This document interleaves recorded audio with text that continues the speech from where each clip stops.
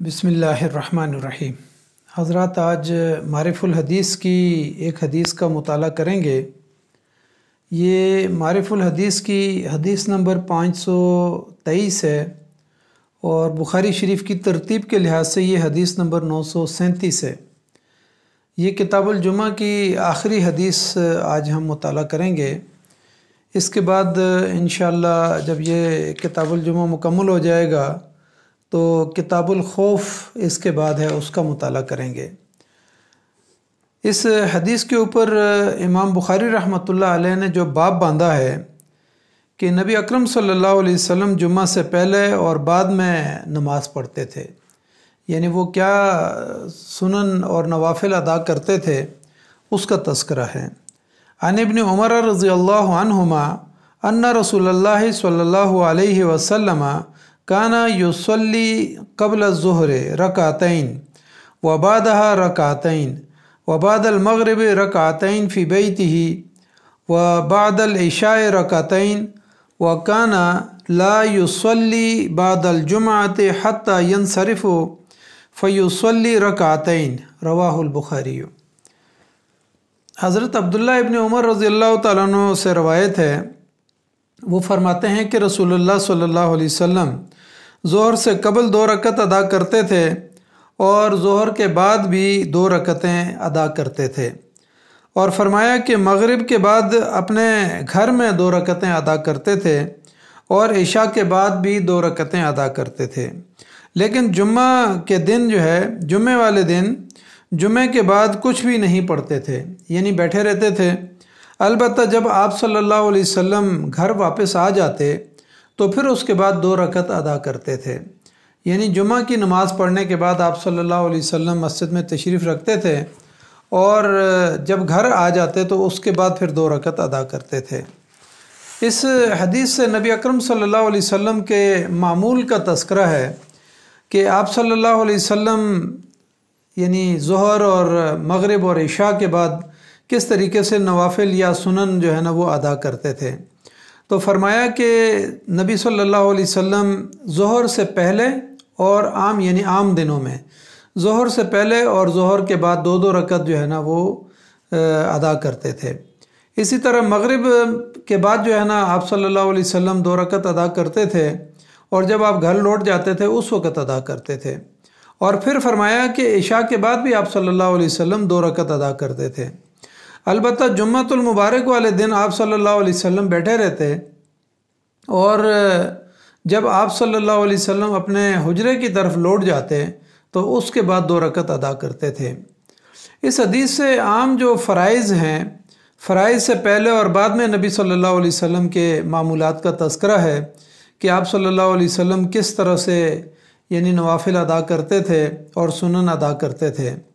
अलबत्ता जुमे वाले दिन खुतबे के दौरान भी आप सल्लल्लाहु अलैहि वसल्लम अगर कोई मस्जिद में दाखिल होता तो उसको इजाज़त दे देते थे या हुक्म फरमाते थे कि वो जो है 2 रकत अदा कर ले। और आप सल्लल्लाहु अलैहि वसल्लम ने सहाबा इकराम को कहा भी कि क्या तुमने नवाफिल 2 रकत अदा कर लिए हैं? तो उन्होंने जब इनकार किया तो आप सल्लल्लाहु अलैहि वसल्लम ने कहा कि आप 2 रकत अदा कर लें, और सहाबा इकराम फरमाते हैं कि उस दौरान नबी अकरम सल्लल्लाहु अलैहि वसल्लम खुतबा भी इरशाद फरमाते रहे। इसी तरह सुनन और नवाफिल के बारे में सहाबा इकराम का अपना अलग मामूल था। मसलन हज़रत नाफ़े रज़ियल्लाहु तआला अन्हु फरमाते हैं कि इब्न उमर रज़ियल्लाहु तआला अन्हु जो है वो जुमे वाले दिन जुमे की नमाज से पहले जो है ना लंबी नमाज़ पढ़ते थे, यानी नवाफिल जो है ना वो कसीर तादाद में जो है ना वो अदा करते थे। लेकिन जुम्मा के बाद नबी सल्लल्लाहु अलैहि वसल्लम का जैसे मामूल था बिल्कुल इसी तरह उन्होंने भी अपना मामूल बनाया हुआ था और घर में लौट के 2 रकत जो है ना वो अदा करते थे। इसी तरह मुसन्निफ़ अब्दुर रज़्ज़ाक़ में हज़रत क़तादा रज़ियल्लाहु तआला अन्हु बयान करते हैं कि अब्दुल्लाह बिन मसूद रज़ियल्लाहु तआला अन्हु जुम्मा से पहले और जुम्मा के बाद 4-4 रकत जो है ना वो अदा करते थे।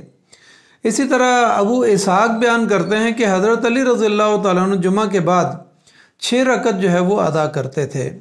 और जबकि अबू अब्दुर्रहमान सलमा बयान करते हैं कि हज़रत अब्दुल्लाह बिन मसूद रज़ियल्लाहु तआला अन्हु हमें हुक्म देते थे कि हम जुम्मे से पहले 4 रकत अदा करें और जुम्मा के बाद भी 4 रकत अदा करें।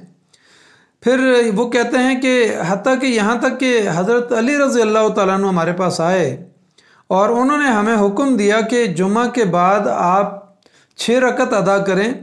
कहा कि पहले 2 रकत अदा करें और फिर उसके बाद 4 रकत अदा करें।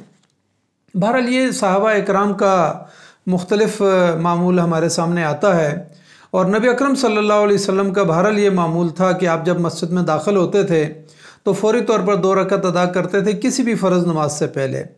यानी ज़ोहर का तस्करा हो गया, मगरिब का हो गया, इशा का हो गया, कि आप सल्लल्लाहु अलैहि वसल्लम 2-2 रकत जो है ना नमाज से पहले और बाद में अदा करते थे। और इसी तरीके से मगरिब के बाद के बारे में आया कि आप सल्लल्लाहु अलैहि वसल्लम फिर हुजरे मुबारक में जाके 2 रकत अदा करते थे। और इसी तरीके से जुमे वाले दिन के बारे में आया कि जुमे वाले दिन आप सल्लल्लाहु अलैहि वसल्लम खुतबा देने के बाद, नमाज पढ़ाने के बाद तशरीफ़ रखते थे, और फिर उसके बाद जब आप हुजरे में वापस चले जाते तो वहाँ पर जाके 2 रकत जो है ना वो सुन्नतें या नवाफिल अदा करते थे। बहरहाल ये सहाबा इकराम का और नबी अकरम सल्लल्लाहु अलैहि वसल्लम का मामूल है। इसी तरीके से जो हमारे पास रवायात में आता है कि नबी सल्लल्लाहु अलैहि वसल्लम की सुन्नत मुअक्किदा जो हैं, कि जो हमेशा जिनके ऊपर नबी सल्लल्लाहु अलैहि वसल्लम का मामूल था, वो दीगर इंशाअल्लाह अहादीस के अंदर आएंगी, वो आपके सामने रखेंगे। अल्लाह ताला मुझे और आपको इन अहादीस पर अमल करने की तौफीक अता फ़रमाए और नबी सल्लल्लाहु अलैहि वसल्लम की तरह नमाज़ पढ़ने की हमें तौफीक अता फ़रमाए। असल में तो ये है कि नमाज आँखों की ठंडक थी नबी सल्लल्लाहु अलैहि वसल्लम की, और नमाज इंसान को बुराइयों से बचाती है। तो आज हम भी देखें कि हम जो इबादत करते हैं, क्या उसके ज़रिए से हमारी नमाज हमें बुराई से रोकती है या कि नहीं, बेहयाई के कामों से रोकती है या नहीं, और ये हमारे सामने जो है ना बुराई के सामने ढाल बनती है या नहीं, या ये हमारी आँखों की ठंडक है या नहीं। तो अल्लाह ताला से दुआ करते हैं कि अल्लाह ताला भी हमें नबी अकरम सल्लल्लाहु अलैहि वसल्लम की तरह नमाज़ पढ़ने की तौफीक अता फ़रमाए। जज़ाकल्लाहु खैर। अस्सलामु अलैकुम व रहमतुल्लाहि व बरकातुहू।